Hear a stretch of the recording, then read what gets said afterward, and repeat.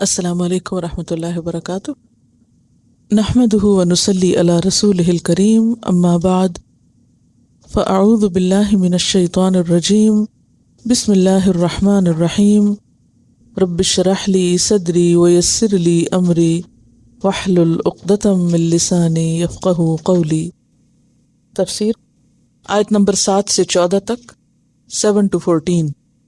للرجال نصیب مما ترک الوالدان والاقربون وللنساء نصیب مما ترک الوالدان والاقربون مما قل منہ او کثر نصیبا مفروضا۔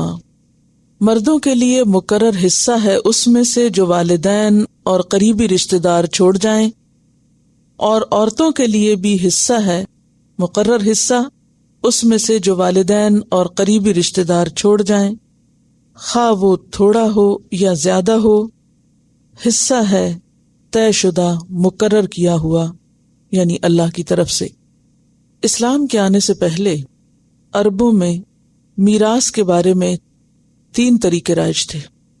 نمبر 1، میراث کی بنیاد حلیف ہونے کی بنیاد پر ہوتی، یعنی ایک شخص دوسرے کا جب حلیف بن جاتا، اور حلیف کیسے بنتا تھا کہ ایک شخص دوسرے کو کہہ دیتا کہ میری جان تیری جان، میرا خون تیرا خون، میں تیرا وارث تو میرا وارث، یعنی ہمارا تعلق خونی رشتوں سے بھی بڑھ کے ہے، روح کا تعلق، جان کا تعلق اور مال کا، یعنی اگر میری جان کو کچھ ہو گیا، کسی نے مجھے مار دیا تو تم اس کا بدلہ لو گے، میں مر گیا تو میرے مال کے تم وارث بنو گے۔ اور جب بھی کوئی شخص ایسا عہد کسی سے کر لیتا، اس کو ولا کہا جاتا ہے، یعنی ولا کا ایک تعلق یا ایک دوستی کا تعلق قائم کر لیتا، تو پھر اس کے بعد اس کے جو اپنے خونی رشتہ دار ہوتے تھے ان کو حصہ نہیں ملتا تھا۔ وہ سارا مال کون لے جاتا؟ دوست لے جاتے، حلیف لے جاتے۔ دوسرا طریقہ تھا متبنہ کا۔ متبنہ کا کیا معنی ہوتا ہے؟ کسی کو منہ بولا بیٹا بنا لینا۔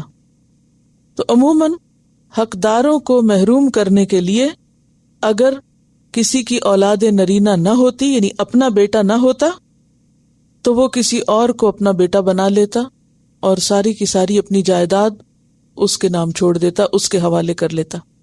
پھر اسی طرح بعض اوقات کسی کا کوئی حلیف نہیں ہوتا تھا یا متبنہ نہیں ہوتا تھا، اور اس کا مال یا اس کی جو وراثت تھی یا ترکہ جو تھا اس کی اولاد کو جاتا، تو اس میں پھر ظلم و ستم ہوتا۔ اولاد میں سے صرف بیٹوں کو حصہ ملتا، بیٹیوں کو نہیں ملتا تھا۔ بھائیوں کی طرف چلا جاتا، بیوی کو نہیں ملتا تھا۔ تو عورت حق وراثت سے محروم تھی۔ ان کی لاجک کیا تھی اس میں کہ وراثت تو صرف اس کے لیے ہے جو نیزہ لے کر لڑ سکے، گھوڑے پر سوار ہو کر دشمن کا مقابلہ کر سکے اور مال غنیمت اکٹھا کر سکے۔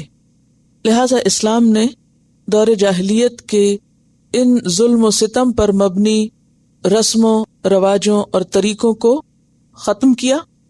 مرنے کے بعد مرنے والے کے مال کے بارے میں اللہ تعالیٰ نے خود حصے مقرر کیے، کسی دوسرے کو اس میں شریک نہیں کیا، اور انصاف کے ساتھ، پورے علم کے ساتھ، پوری حکمت کے ساتھ ہر صاحب حق کو اس کا حق لوٹایا۔ اس پورا قانون آنے کے بعد بھی آج ہم دیکھتے ہیں کہ پھر خود مسلمانوں کے اندر اس معاملے میں کمی بیشی پائی جاتی ہے، افراط تفریط پائی جاتی ہے۔ مثلاً آج بھی بعض اوقات صرف بیٹوں کو حصہ ملتا ہے، بیٹیوں کو نہیں ملتا۔ جو سامنے ہوں ان کو مل جاتا ہے، جو سامنے نہ ہوں، قریب نہ ہوں، ان کو چھوڑ دیا جاتا ہے۔ بعض اوقات باپ اگر کاروبار چھوڑ کر مرتا ہے تو بیٹے اس پہ قابض ہو جاتے ہیں، بہنوں کو محروم کر دیتے ہیں۔ جاگیر، جائیداد یعنی زمین وغیرہ میں سے بھی عموماً بیٹیاں محروم کر دی جاتی ہیں کہ پھر اس طرح زمین تقسیم ہو کر دوسرے خاندانوں میں چلی جائے گی۔ پھر اسی طرح لڑکیوں کی طرف سے بھی بعض اوقات زیادتی ہوتی ہے کہ جیسے اگر ماں فوت ہوئی تو اس کا سارا زیور بہنوں نے آپس میں ہی تقسیم کر لیا، بھائیوں کو اس میں کچھ حصہ نہ دیا کہ پھر اس طرح بھابھیوں کے پاس کچھ چلا جائے گا۔ اسی طرح بعض خاندانوں میں صرف خاندان کے بڑے بیٹے کو سب کچھ لینے کا حق ہے اور باقیوں کے لیے کچھ نہیں۔ تو اسلام نے اس طرح کے تمام ظلم و ستم ختم کیے اور اس سلسلے میں پہلی بات جو کہی، عمومی بات، وہ کیا تھی؟ ذہن سازی کے لیے، ذہنوں کو تیار کرنے کے لیے کہ للرجال نصیب مما ترک الوالدان والاقربون وللنساء نصیب مما ترک الوالدان والاقربون۔ نمبر 1، مردوں کے لیے بھی حصہ ہے اور عورتوں کے لیے بھی حصہ ہے۔ نمبر 2، مما قل منہ او کثر، خواہ میت تھوڑا چھوڑ کے جائے یا زیادہ چھوڑ کے جائے۔ نمبر 3، یہ حصہ اپنی مرضی سے نہیں کوئی کر سکے گا، یعنی یہ حصے بکھرے اپنی مرضی سے نہیں کیے جا سکیں گے۔ نصیبا مفروضا، یہ کیا ہے؟ اللہ کی طرف سے طے شدہ حصہ ہے۔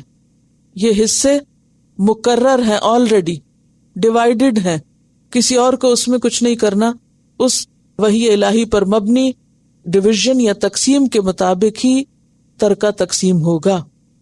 اب یہاں پر آپ دیکھیے، الفاظ کی وضاحت بھی دیکھ لیتے ہیں کہ للرجال نصیب، مردوں کے لیے مقرر حصہ ہے، یعنی مردوں میں اولاد یا باپ یا دیگر رشتہ دار ہوں جو مذکر میں آتے ہیں۔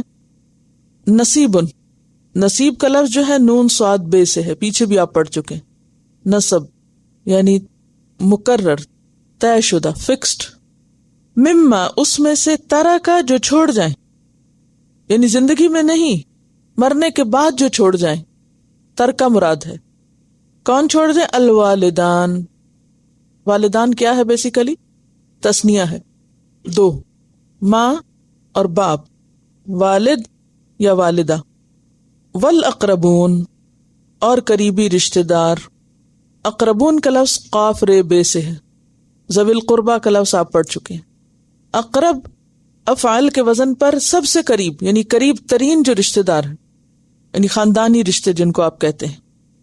اور یہاں پر رشتہ داری عمومی طور پر نہیں، قریب ترین ہونے کی شرط کے ساتھ ہے، ورنہ عمومی رشتہ داری میں تو تمام دنیا کے مسلمان ایک دوسرے کے دین میں بھائی بھائی کہ نہیں، بلکہ تمام انسان ہی کسی نہ کسی طرح آپ کے رشتہ دار بنتے۔ تو چونکہ مسلمان کی وراثت جو ہے وہ نان مسلم کو نہیں جاتی، تو اس لیے اگر آپ دیکھیں کہ اس وقت اگر مسلمانوں کی آبادی 1 ارب اور 30 کروڑ ہے فار ایگزامپل، تو وہ سارے آپ کے کیا ہیں؟ رشتہ دار ہی ہیں، کیونکہ سب اماں حوا اور ابا آدم کی اولاد ہیں۔ تو اس لیے یہاں پر ذوی القربہ یا قریب نہیں کہا بلکہ اقرب کہا، قریب ترین، کلوز، نیئرر۔ اور وہ کیا ہے، ان کی بھی تقسیم بتا دی گئی کہ کون کون اس میں آتا ہے۔ تو للرجال نصیب مما ترک الوالدان والاقربون۔ اب آپ دیکھیے کہ چونکہ دور جاہلیت میں متبنہ بھی وارث ہوتا تھا، منہ بولا بیٹا بھی وارث ہوتا تھا، تو یہاں پر فرمایا کہ نہیں، وہ نہیں، بلکہ اس کے لیے ضروری ہے کہ یا تو وہ والدین ہوں، حقیقی والدین، اور یا پھر رشتہ دار ہوں، یعنی خون کے رشتے ہوں۔ منہ بولا بیٹا یا بیٹی جو ہیں وہ وراثت میں حقدار نہیں۔ وَلِلنِّسَاءِ نَصِيبٌ مِّمَّا تَرَكَ الْوَالِدَانِ وَالْأَقْرَبُونَ، اور عورتوں کے لیے بھی تاکیدی طور پر وہی بات کی گئی جو مردوں کے لیے کی گئی، یعنی اصولی طور پر دونوں حصے دار ہیں۔ ہاں پھر ان کی مزید تقسیم در تقسیم کیا ہے وہ آگے بتائی جائے گی۔ مما قل منہ او کثر، خواہ وہ تھوڑا ہو یا زیادہ ہو، $1 ہو یا ملین ہو، اس سے کوئی فرق نہیں پڑتا۔ نصیبا مفروضا، حصہ ہے فرض کیا ہوا، یعنی جبری حصہ، مقرر حصہ ہے، طے شدہ حصہ ہے۔ اور کس طرح کا حصہ ہے کہ مرنے والا جب مر جاتا ہے تو آٹومیٹیکلی جو وارث ہے وہ مالک بن چکا ہوتا ہے، چاہے وہ چیز اس کو دی جائے یا نہ دی جائے، وہ لے یا نہ لے، وہ کیا ہے، وہ آٹومیٹیکلی مالک ہو گیا۔ یعنی اگر کوئی شخص فوت ہوتا ہے، مثلاً اس وقت ہم میں سے ہر ایک اپنے بارے میں سوچ لے کہ اس کے پاس کچھ بھی جو ہے، مثلاً میرے ہاتھ میں اس وقت جو رنگ آئی، یہ صرف اس وقت تک میری ہے جب تک میں زندہ ہوں۔ دا مومنٹ روح پرواز کرے تو اس میں میری ملکیت ساکت۔ اب جو بھی وارث ہیں یہ کیا ہو گیا، ان کی ملکیت ہے، یہ کسی اور کی نہیں، ان کی ملکیت ہے۔ جیسے یہ میری ملکیت تھی اب ایسے ہی یہ وارثوں کی ملکیت ہو گئی.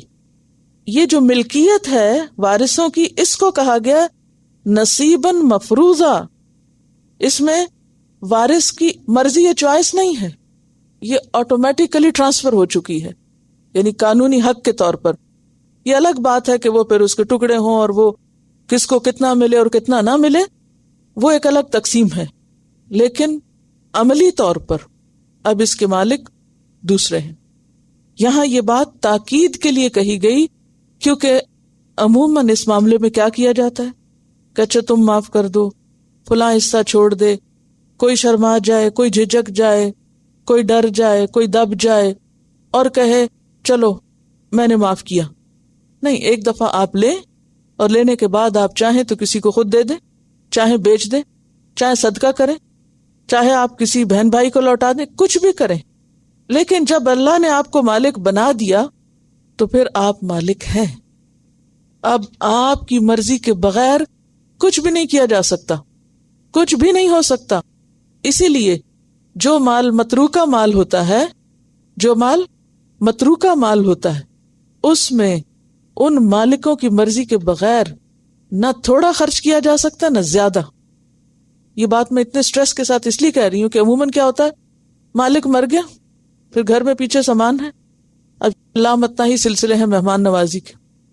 اب اس میں کیا ہے، یہ مال وہ مرنے والے کا نہیں رہا، اب یہ وارثوں کا ہے. اب جب تک سارے وارث راضی نہ ہوں تو یہ مہمانداریاں آپ نہیں کر سکتے اس مال میں سے. ہاں آپ کا جی چاہتا ہے اپنے گھر سے لا کے کریں، اس میں سے نہیں کر سکتے. حتیٰ کہ میت کے جسم پر جو کپڑے ہوتے ہیں اس وقت، اس کو بھی کوئی ایک شخص اٹھا کے صدقہ نہیں کر سکتا، وہ بھی قلہ میں آتا ہے. مما قل منہ او کثر، اس مال پر بھی کسی ایک وارث کا حصہ نہیں ہے کہ کوئی کہے اچھا بڑا اچھا جوڑا پہنا ہوا تھا، وہ مرنے والی مر گئی، اتارو یہ میری بیٹی بڑی ضرورت مند ہے اس کو دے دو، الگ نہیں. جیسے مال غنیمت میں خیانت منع ہے، یہ بھی خیانت ہے. کوئی ایک بندہ اپنی مرضی سے اس میں سے ایک سوئی دھاگا بھی آگے پیچھے نہیں کر سکتا. اگر کسی نے کیا وہ خیانت ہوگی اور قیامت کے دن دیندار ہوگا. پھر اسی طرح آپ دیکھیے کہ بعض اوقات کیا ہوتا ہے کہ بڑی بڑی چیزوں کے اوپر تو سب کو پتا ہے کہ ہاں یہ دکان ہے، یہ مکان ہے، یہ زیور ہے، یہ فلاں چیز ہے، لیکن عموماً مما قل منہ پہ توجہ نہیں ہوتی کسی کی بھی. قل منہ کی طرف توجہ نہیں. یہاں قرآن کہتا ہے مما قل منہ، اور قلہ کو بھی کیا کہا، نصیباً مفروضہ، وہ بھی طے شدہ ہے. جب تک باقیوں کی مرضی نہیں ہوگا. اس لیے کس قدر ضروری ہے کہ وراثت جلد از جلد تقسیم کی جائے. جب سال ہا سال تک تقسیم نہیں ہوتی تو اس میں کیا ہوتا ہے، قلہ منہ تو سب اڑ جاتا ہے. قلیل چیزیں، چھوٹی چھوٹی چیزیں تو سب ادھر ادھر ہو جاتی، بکھر جاتی، کیونکہ کوئی والی وارث نہیں ہوتا بعض اوقات، یا وہ مال ضائع ہونا شروع ہو جاتا ہے. مثلا کوئی گھر ہے، کوئی اس کی لک آفٹر نہیں کر رہا، وہ آہستہ آہستہ کیا ہو رہا ہے، جب کوئی وارث نہیں تو وہ برباد ہو رہا ہے اور اس کی قیمت گھٹ رہی ہے، اس میں سے چیزیں نکل رہی ہیں.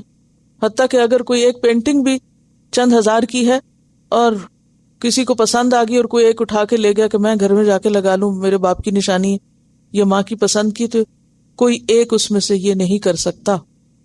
یہ جو اللہ تعالیٰ نے تاکید کی ہے یہ کوئی معمولی چیز نہیں ہے، یہ حقداروں کے حق کی بات ہے. اس لیے تھوڑا ہو یا زیادہ سب کچھ تقسیم ہوگا. پھر اسی طرح آپ دیکھیں کہ عموماً ہمارے ہاں کیا ہوتا ہے، جیسے مرد فوت ہو گیا اور اس کے بعد اب گھر میں سب کچھ ہے، پیچھے بیوی ہے، بیوی کمزور ہے، اس کی کوئی سننے والا نہیں، کوئی بھائی آتا ہے وہ اٹھا کے لے جاتا ہے، یہ میرے بھائی کا تھا، میرا بھائی تھا نا اس لیے میں لے گیا. بھتیجا آتا ہے، یہ چچا کا تھا میں لے کے جا رہا ہوں. کوئی اور آتا ہے. اسی طرح اگر بیوی فوت ہو جاتی تو اب بیوی کے بہن بھائی یا میکے والے یہ آ کے حق جتائیں، ہماری بیٹی تھی، ہماری بہن تھی، ہم جو چاہیں اٹھا لیں، کوئی کسی بہانے کوئی کسی بہانے. ایسا نہیں کیا جا سکتا. کوئی منہ سے بولے یا نہ بولے، اس میں جو باقی بعد میں اس وقت موجود ہوتے ہیں وہ تو غم سے اتنے ہلکان ہوتے ہیں بعض اوقات کہ اس وقت ان کو مال کی پرواہ نہیں ہوتی، اور اسی کیفیت سے بعض اوقات دوسرے لوگ فائدہ اٹھاتے ہیں. یہاں آنے والوں کو، اٹھانے والوں کو، لینے والوں کو، ظلم کرنے والوں کو خوف خدا کرنا چاہیے کہ وہ جو کچھ لے رہے ہیں، جو کچھ کر رہے ہیں، تقسیم کے بغیر وہ ناحق کر رہے ہیں. لہذا یہ پہلا ذکر ہے وراثت کی تقسیم کے بارے میں جو اجمالی ذکر ہے، تفصیل آگے آئے گی۔ اس میں 3 سمجھنے کی باتیں ہیں۔ کون کون سی؟ خلاصہ کیا ہے؟ نمبر 1، وراثت میں مردوں کے ساتھ ساتھ عورتوں کا حصہ بھی ہے۔ نمبر 2، سب تقسیم ہوگا، تھوڑا ہے یا زیادہ۔ نمبر 3، طے شدہ حصہ اس کے مطابق ہر ایک کو ملے گا جو اللہ نے مقرر کیا۔ مفروض کا کیا معنی ہے؟ فرض کر دیا گیا، کیا جا چکا، تمہارا کوئی اختیار نہیں۔ میں اور آپ اس تقسیم کو نہیں بدل سکتے کہ اگر اللہ نے کسی کو 2 حصے دیے تو ہم کہیں ہم 1 کریں گے اس کا۔ آج بھی آپ دیکھیں کہ جہاں دور جاہلیت میں سب کچھ بیٹوں کو دے دیا جاتا تھا، اب یہ دوسری قسم کا ری ایکشن ہے ہماری جدید مسلمان سوسائٹی میں کہ بیٹوں کے ساتھ بیٹیوں کو بھی برابر کر دیا جانے لگا۔ یہ بھی ناجائز ہے، یہ بھی اللہ کی تقسیم میں مداخلت ہے۔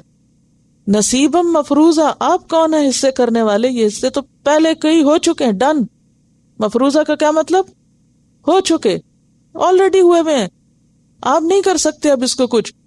اگر آپ نے کیا تو آپ کون ہوں گے؟ اللہ کا قانون بدلنے والے، اور جو اللہ کا قانون بدلے اس کی اللہ کے ہاں پکڑ ہے۔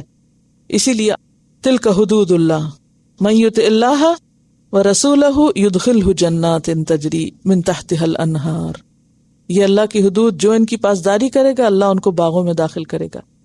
وذالک الفوز العظیم ومن یعص اللہ ورسولہ، اور جو اس میں نافرمانی کرے گا اللہ اور رسول کی، وہ یتعدی حدودہ، اور اس کی حدوں کو توڑے گا، یدخلہ نارا، اس کو آگ میں داخل کرے گا، خالدن فیہا، جس میں وہ ہمیشہ رہے گا، وَلَهُ عذاب مہین، اور وہاں اس کے لیے رسوا کن عذاب ہے۔ چونکہ مال انسان کی کمزوری ہے، مال انسان کے لیے فتنہ ہے، اس لیے عموماً مال کے بارے میں وہ ظاہری طور پر یا چھپ چھپا کے ڈائریکٹلی یا انڈائریکٹلی دوسروں کا حق مارنے کی انسان کوشش کرتا ہے، یا بعض اوقات خیانت کرتا ہے، بعض اوقات غصب کرتا ہے، بعض اوقات چوری کرتا ہے۔ تو یہ ساری چیزیں، یعنی کسی کا بھی مال اس کی مرضی کے بغیر، اس کی رضامندی کے بغیر لینا کیا ہے؟ آگ کمانا ہے۔ اگلی بات، وَإِذَا حَضَرَ الْقِسْمَةَ، اور جب حاضر ہوں تقسیم کے وقت۔ قسمت کا کیا معنی؟ تقسیم، یعنی مرنے والے کے مال کی جب ڈویژن ہو رہی ہو، تقسیم ہو رہی ہو، اور یہ بھی اس وقت کی بات ہے نا جب فوت ہونے والے کے فوت ہونے کے فوراً بعد یہ شروع کر دیا جائے۔ کون حاضر ہوں؟ کون آ جائیں؟ اولو القربہ، رشتہ دار آ جائیں۔ کون سے رشتہ دار؟ جو وارث نہیں ہیں۔ اس آیت میں بنیادی طور پر محروم الارث لوگوں کی دلداری کی جا رہی ہے۔ پچھلی آیت میں کیا تھا؟ جو وارث ہیں ان کے ساتھ کیا کیا جائے۔ یہاں کیا ہے؟ جو وارث نہیں ہے مال میں لیکن ادھر موجود ہیں، گھر میں آئے ہوئے، تعزیت کے لیے آئے ہوئے مثلاً، یا ویسے کسی کام سے آئے ہوئے، اور وہ دیکھ رہے ہیں کہ یہ سارا خاندان بیٹھ کے، وارث بیٹھ کے مال ڈیوائیڈ کر رہے ہیں، چھوٹی چھوٹی چیزیں ہیں اس میں، اب حصے بنے ہوئے ہیں، اچھا تم یہ اٹھا لو، وہ اس نے اٹھا لیا، تم یہ لے جاؤ، تم یہ لے جاؤ، تم یہ لے جاؤ، وہ ہو رہا ہے۔ 2 لوگ وہاں بیٹھے دیکھ رہے ہیں، وہ بھی لے جا رہا ہے، وہ بھی لے جا رہا ہے۔ اب ایسے موقع پر جب سب کو کچھ نہ کچھ مل رہا ہو تو جنہیں کچھ نہ ملے ان کے دل کا حال کیا ہوتا ہے؟ چاہے ان کا حق نہ بھی ہو، کیا ہوتا ہے؟ یعنی یہ انسان کی نفسیاتی کمزوری ہے کہ جب ایک جگہ بٹوارا ہو رہا ہو اور ہر ایک کچھ نہ کچھ لے رہا ہو اور کچھ لوگ محروم نظروں سے دیکھ رہے ہوں، تو اللہ تعالیٰ کتنا مہربان ہے اپنے بندوں پر۔ ایسے محروم لوگوں کے لیے اللہ نے اخلاقی طور پر حصہ رکھا، قانونی حصہ نہیں ہے، اخلاقی حصہ دلوایا۔ اور کس کو کہا؟ وارثوں کو کہا کہ جب حاضر ہوں تقسیم کے وقت اولو القربہ، رشتہ دار، والیتامى، اور یتیم بچے، یعنی کسی بھائی کے، بہن کے، والمساکین، اور ضرورت مند، مثلاً گھر میں کام کاج کرنے والے، یا محلے ہمسائے میں ایسے لوگ جو آپ کے ساتھ ہوتے ہیں، وقتاً فوقتاً آپ کے مددگار ہوتے ہیں، لیکن ان کے پاس اتنا نہیں ہے، ضرورت مند ہے، حاجت مند ہے۔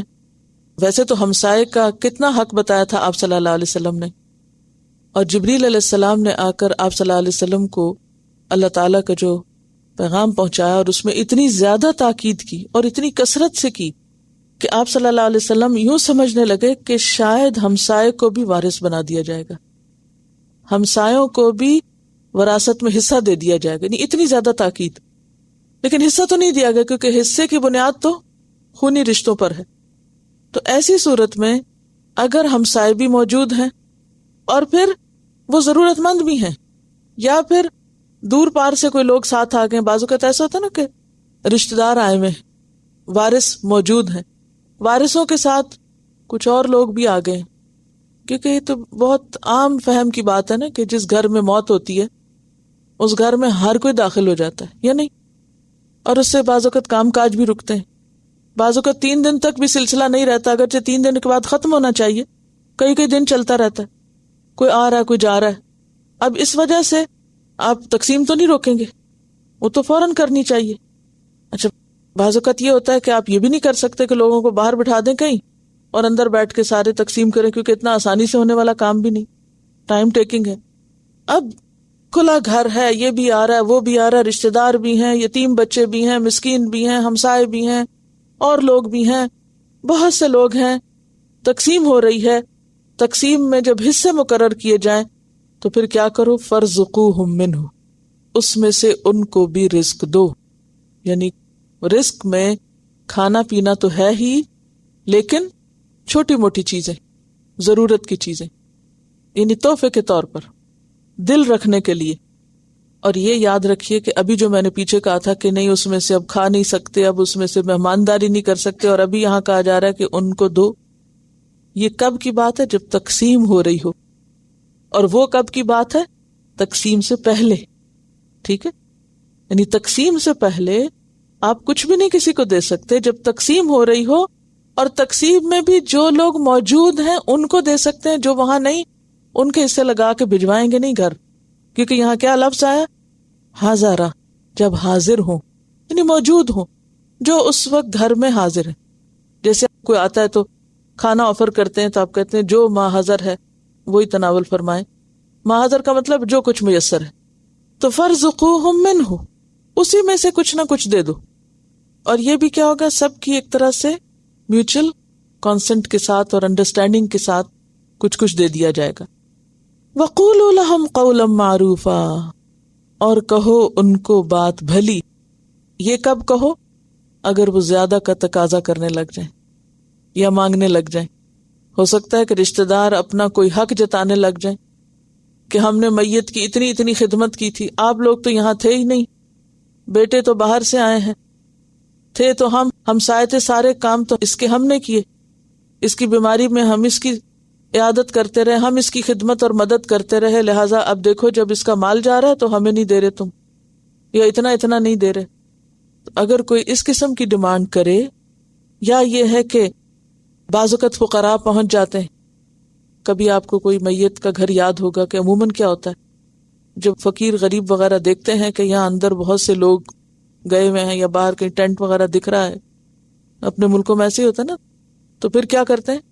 غریب بھی ڈھیروں ڈھیر آ جاتے ہیں اور وہ بھی پیچھے لگ کے مانگتے ہیں، کیونکہ ان کو پتا ہے کہ اب یہ غم میں ہے، دکھ میں ہے، پریشان ہے، تو اب ان سے جو بھی مانگیں گے یہ دے ڈالیں گے. تو ایسی تمام صورتوں میں کیا کرو؟ قولوا لہم قولا معروفا، ڈانٹو نہیں، جھڑکو نہیں، ناراضگی کا اظہار نہیں کرو، موڈ نہیں آف کرو، بیزاری کا اظہار نہیں کرو. قولوا لہم قولا معروفا، ان کا دل رکھنے کے لیے کوئی اچھی بات کر دو، اچھے سے بات کر لو.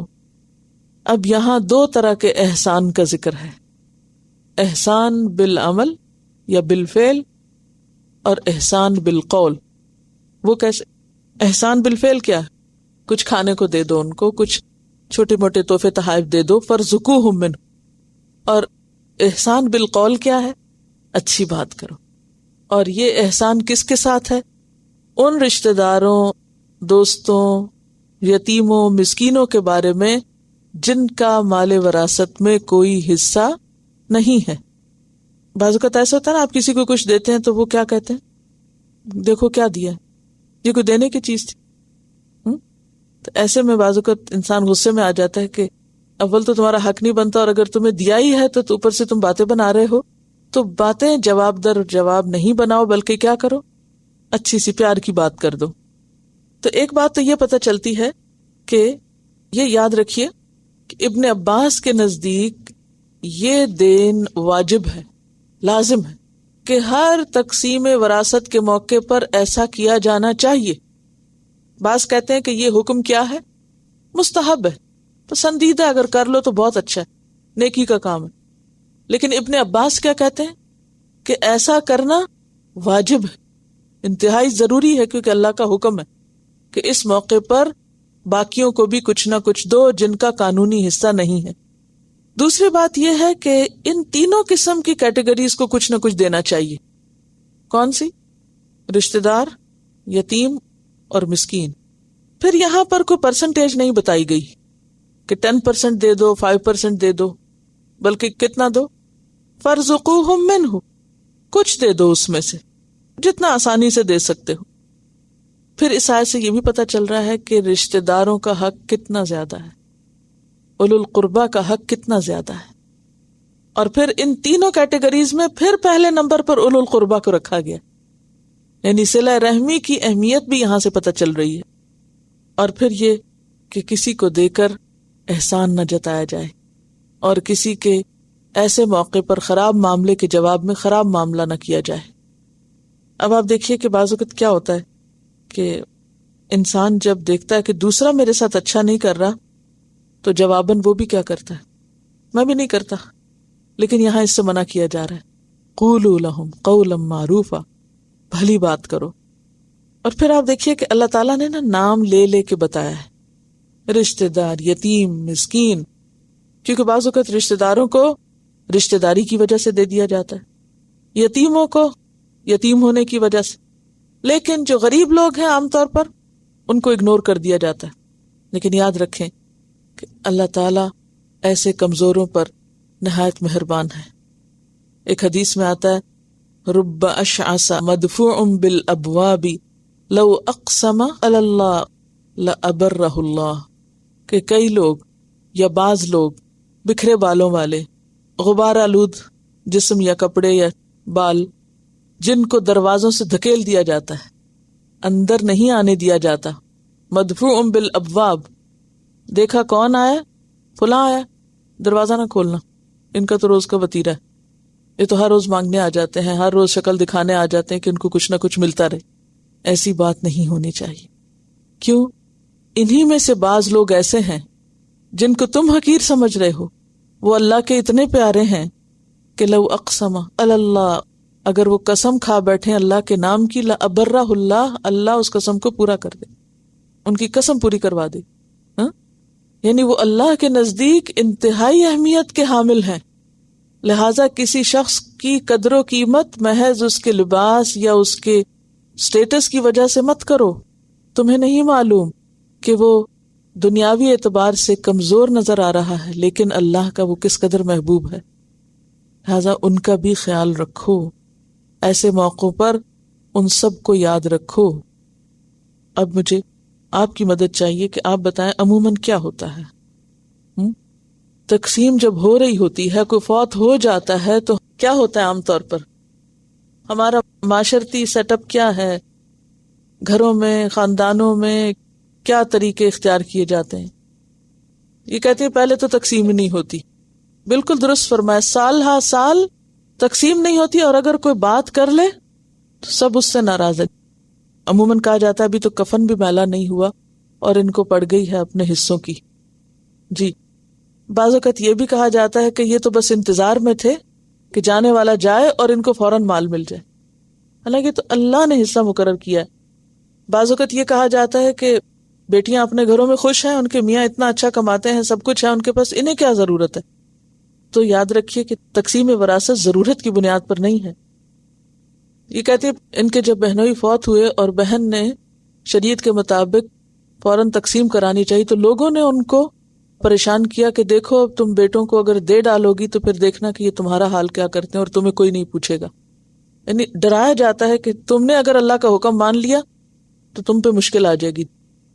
بعض اوقات ایسی پراپرٹی نہیں ہوتی، کوئی زمین نہیں، کوئی جائیداد نہیں بڑی، تو پھر اس میں تقسیم کیا ہوگی؟ تو اس میں گھر کے برتن، کپڑا، کچھ بھی ہے وہ سب تقسیم ہوگا.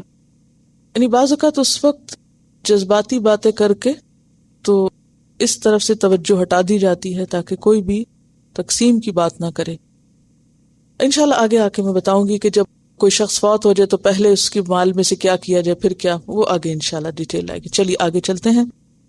وَلْيَخْشَ الَّذِينَ، اور چاہیے کہ ڈریں وہ لوگ، لَوْ تَرَكُوا، اگر وہ چھوڑ جائیں، مِنْ خَلْفِهِمْ، اپنے پیچھے سے، ذُرِّيَّةً، اولاد، ضِعَافًا، کمزور، یعنی اگر اپنے پیچھے کمزور اولاد یعنی چھوٹے بچے چھوڑ جائیں، خافوا علیہم، تو وہ ڈریں گے ان پر کہ ان کا مال ضائع نہ ہو جائے.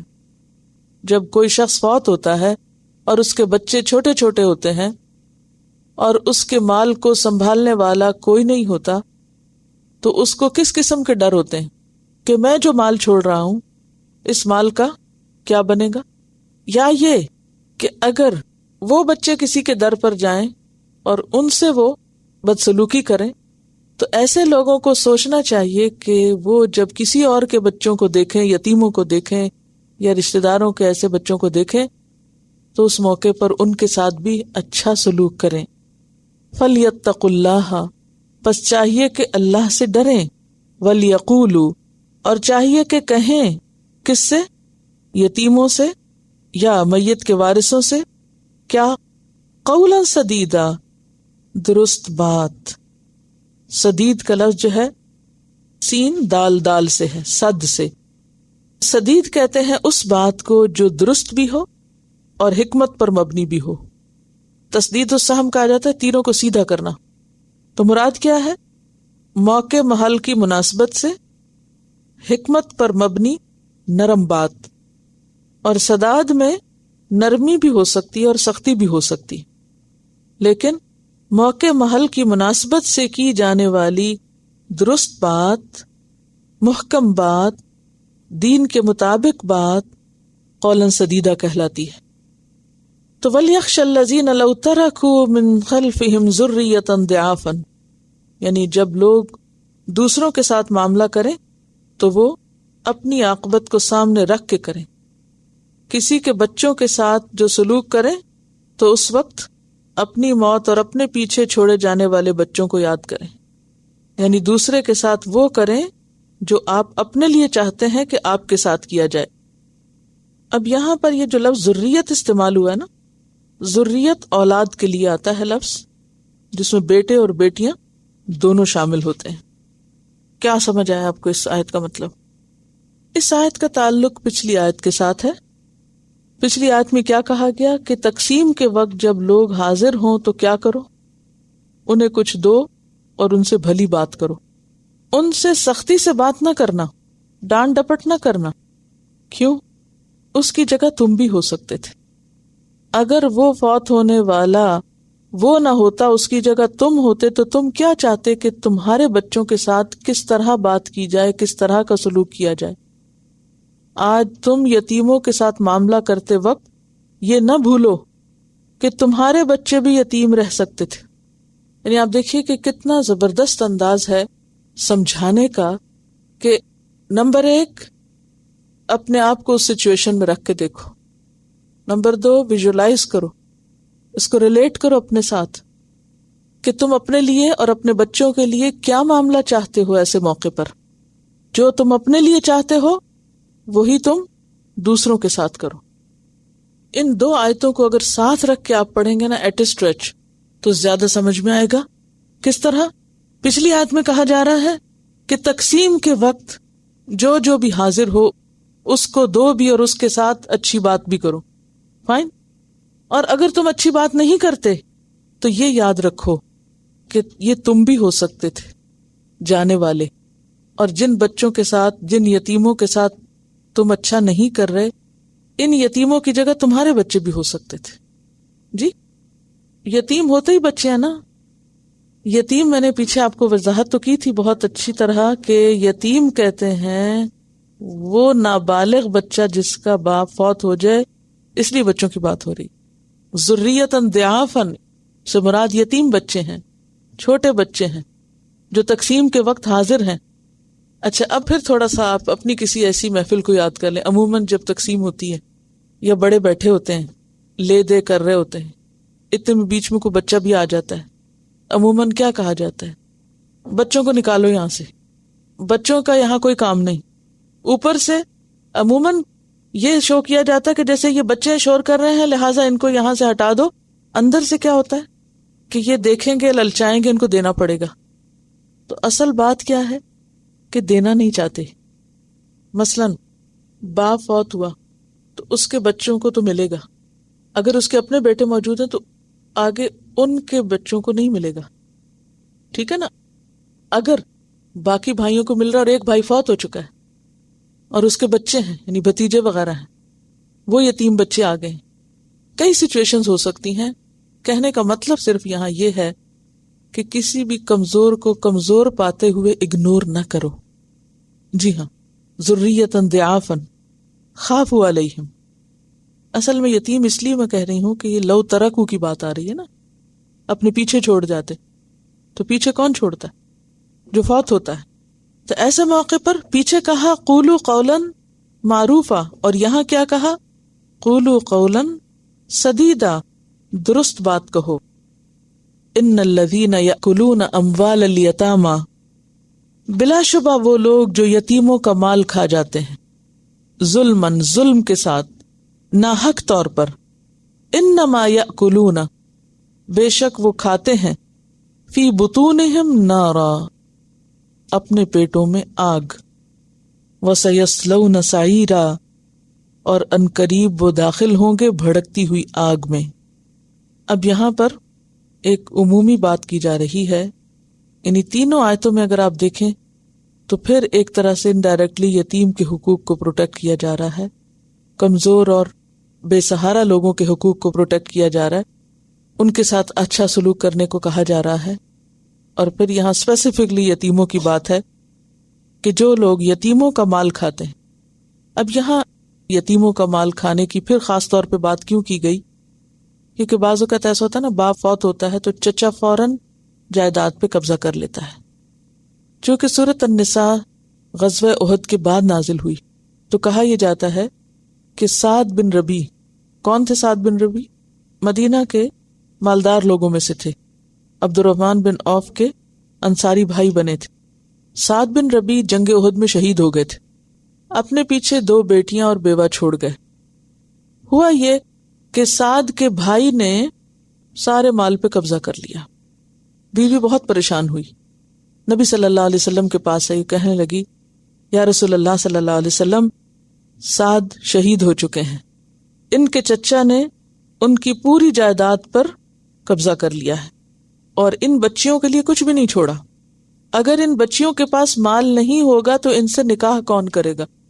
یہ بھی انہوں نے کہا اس عورت نے جو نبی صلی اللہ علیہ وسلم سے آ کے شکایت کر رہی تھی. تو آپ نے فرمایا اللہ تعالیٰ خود اس معاملے میں فیصلہ فرمائے گا, اللہ تعالیٰ خود فیصلہ فرمائے گا. تو اس کے بعد پھر یہ میراث کی آیات جو اس آیت کے بعد آ رہی ہیں وہ نازل ہوئی. تو آپ نے سعد کے بھائی کو بلایا اور کیا فرمایا کہ ترکے میں سے 2/3 حصہ تم بچیوں کو دے دو, 8واں حصہ ماں کو دے دو, یعنی بچیوں کی ماں کو, اور جو باقی بچے وہ تمہارا ہے. یعنی سارے کا سارا تم نہیں لے سکتے, اگر تم سارا لیتے ہو تو یہ کیا ہے؟ آگ ہے. انما یأکلون فی بطونہم نارا وسیصلون سعیرا. اور یاد رکھیے کہ اس میں کوئی فرق نہیں کیا گیا کہ کوئی کافر ہے یا مسلمان ہے, جو یہ کرے گا اس کو انجام بتایا جا رہا ہے کہ یتیم کے مال کو ناجائز طور پر لے جانا آگ کھانے کے برابر ہے. پھر آپ دیکھیے کہ یہاں پر مال کھانے کی بات ہو رہی ہے. انما یاکلون, ان الذین یاکلون اموال الیتامی.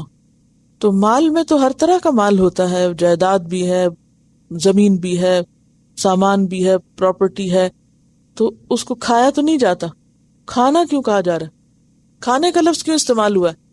یہ ہونا چاہیے تھا نا کہ جو لوگ یتیموں کا مال غصب کر لیتے ہیں, یہ کیوں کہا جا رہا ہے کھاتے ہیں؟ یعنی قرآن کا جو الفاظ کا استعمال ہے وہ بہت زبردست اور معنی خیز ہے. پہلی بات یہ کہ جو چیز آپ کھا لیتے ہیں وہ کیا ہوتی؟ وہ پھر دوسرے کی دسترس سے گئی، بالکل آپ اس پہ ایسا قبضہ کر گئے کہ اب کوئی اس کو کھا نہیں سکتا دوبارہ، وہ اب کسی کے کام کی نہیں رہی، آپ کی کھائی ہوئی چیز کسی اور کے کام کی نہیں رہی، ہضم ہو گئی۔ دوسری بات یہ کہ انسان اپنی آمدنی کا سب سے زیادہ استعمال کھانے میں کرتا ہے۔ اگر آپ دیکھیں تو مہینے بھر میں آپ اپنی جو عام روزمرہ کی ضروریات ہیں ان میں سب سے زیادہ کس پر خرچ کرتے ہیں؟ گروسری پر، سب سے زیادہ کھانے پینے کی چیزوں پر جاتا ہے، ہاں؟ تو مال کا ایک بڑا حصہ کھانے پہ جاتا ہے، تو اس لیے عموماً مال کے استعمال کو کھانے سے تشبیہ دی گئی۔ تو مال یتیم کھانا آگ کھانے کے برابر ہے، اور اس پر اسپیسیفک سزا بتائی گئی، یعنی مخصوص اور واضح طور پر سزا بتا دی گئی، فکس کر دی گئی کہ یہ سزا ہے۔ کیا ہے وہ سزا؟ آگ ہے۔ سیصلون کا روٹ صاد لام یہ ہے جس کا معنی ہوتا ہے آگ میں داخل ہونا، جلنا، اور یہ سزا کے طور پر داخل ہونا ہے۔ اور سعیرہ جو ہے سین عین رے سے ہے، سار کا معنی ہوتا ہے بھڑکتی ہوئی آگ۔ سعیر جہنم کو کہتے ہیں، جہنم کے ناموں میں سے ایک نام ہے کہ جس کی آگ ہمیشہ بھڑکتی رہے گی، ٹھنڈی نہیں پڑے گی، اس کی جلن کم نہیں ہوگی۔ حدیث میں اس کے بارے میں بہت سخت الفاظ آتے ہیں۔ نبی صلی اللہ علیہ وسلم معراج کے قصے میں فرماتے ہیں کہ میں نے چند لوگوں کو دیکھا جن کے لب اونٹ کی طرح تھے، ایک فرشتہ ان کے لب کھول کر انگارے ان کے منہ میں ڈالتا اور وہ نیچے سے نکل جاتے اور وہ چلاتے۔ میں نے جبریل سے پوچھا یہ کون لوگ ہیں؟ انہوں نے کہا یہ وہ لوگ ہیں جو یتیموں کا مال ناحق کھاتے تھے۔ ایک اور حدیث میں آتا ہے، ابن کثیر نے روایت کیا کہ روز قیامت اس حال میں اٹھیں گے لوگ کہ ان کے منہ، کانوں اور پیٹ کے اندر سے آگ کی لپٹیں اٹھ رہی ہوں گی، منہ سے آگ کے شعلے نکل رہے ہوں گے۔ ایک اور روایت میں آتا ہے آپ صلی اللہ علیہ وسلم نے فرمایا کہ میں تمہیں دو کمزور لوگوں کے مال کے بارے میں خبردار کرتا ہوں، عورت اور یتیم، کیونکہ عموماً عورتوں کا مال بھی کمزور سمجھ کر ہتھیا لیا جاتا ہے، دبا لیا جاتا ہے، اور اسی طرح یتیم بچوں کا بھی، اور پھر ان میں سے بھی خصوصاً بچیوں کا اگر وہ یتیم ہوں۔ اب دیکھیں کہ دنیا میں بھی اگر آپ کوئی گرم چیز کھا لیں تو کیا حال ہوتا ہے۔ آپ نے جلدی میں گرم چائے پی لی، منہ جل اٹھتا ہے، حالانکہ وہ ایک برتن سے دوسرے میں انڈیلی جاتی ہے، آپ کبھی جس میں پکتی ہے چائے اس سے تو نہیں پیتے، تو دوسرے تیسرے برتن میں جا کر بھی جب وہ گرم چائے آپ پی جاتے ہیں تو پھر کیا حال۔ اسی طرح کچھ کھانوں کی تاثیر، مثلا مرچ گرم ہوتی ہے تاثیر کے اعتبار سے، یا کچھ اور کھانے ہیں، تو اگر آپ کبھی گرم چیز کھا بیٹھیں تو اثر کیا ہوتا ہے، کتنی ہارٹ برننگ ہوتی ہے۔ اور یہاں تو کیا ہے، انما یأکلون فی بطونہم نارا، وہ آگ کھا رہے ہیں، آگ اٹ سیلف، انگارے کھا رہے ہیں، اور قیامت کے دن ان کے شعلے منہ سے نکل رہے ہوں گے۔ تو یہ کوئی معمولی ظلم نہیں ہے، بہت بڑا ظلم ہے جس کے بارے میں بہت محتاط ہونے کی ضرورت ہے۔ اور اس میں چاہے کوئی بڑی چیز ہو چاہے کوئی چھوٹی چیز ہو، چونکہ مما قل منہ او کثر ہے نا۔ ہاں ایک صورت ہے، اور وہ کیا ہے کہ بالمعروف، اگر کوئی شخص یتیم کے مال کی نگرانی کر رہا ہے، اس کو انویسٹ کر رہا ہے، اس آگے سنبھال رہا ہے یا یتیموں کو پال رہا ہے، تو پھر معاوضے کے طور پر معروف طریقے سے کچھ چیز لے سکتا ہے، چرا کے بغیر بتائے ظلم و ستم کے ساتھ نہیں لے سکتا، اس کی اجازت نہیں ہے۔ وآخر دعوانا ان الحمد للہ رب العالمین۔ سبحانک اللہم و بحمدک، نشہد ان لا الہ الا انت، نستغفرک و نتوب الیک۔ السلام علیکم و رحمۃ اللہ وبرکاتہ۔